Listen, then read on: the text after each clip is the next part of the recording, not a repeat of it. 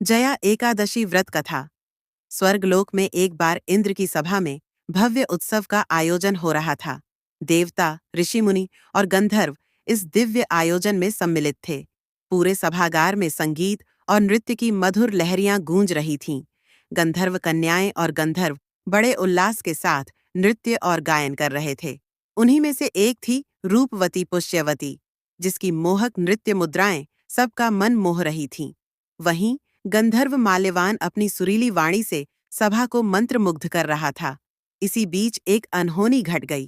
पुष्यवती की दृष्टि जैसे ही माल्यवान पर पड़ी, वह उसके सौंदर्य और आकर्षण में खो गई। भावनाओं के प्रवाह में बहकर वह अपनी नृत्य लय से भटक गई।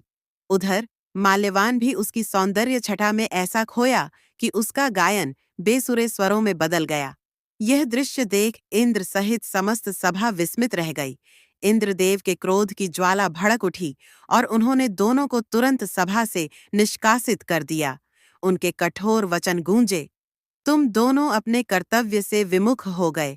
अब तुम्हें पिशाच योनि का कठोर दंड भुगतना होगा।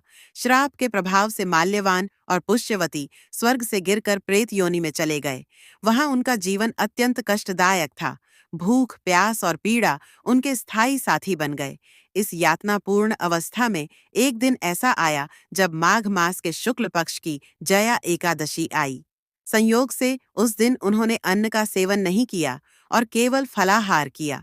साथ ही उन्होंने अपनी दुर्दशा से उबरने के लिए भगवान विष्णु की आराधना की, उनकी महिमा का गुणगान किया।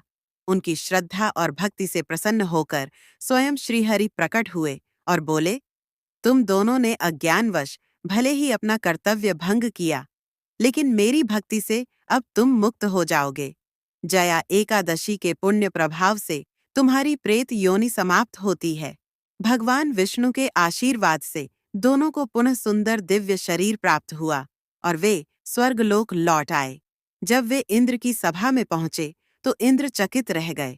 उन्होंने पूछा, तुम दोनों इस योनि से कैसे मुक्त हुए? तब माल्यवान ने उत्तर दिया, हे देवराज, हम दोनों ने जया एकादशी का व्रत रखा और भगवान विष्णु की कृपा से हमें पिशाच योनि से मुक्ति मिली। इस कथा से यह सिद्ध होता है कि जो भी श्रद्धालु सच्चे मन से जया एकादशी का व्रत करता है, वह समस्त पापों से मुक्त होकर मोक्ष प्राप्त करता है। भगवान विष्णु की कृपा से उसके समस्त कष्ट दूर हो जाते हैं और वह जीवन मरण के बंधनों से छूटकर परम आनंद को प्राप्त करता है।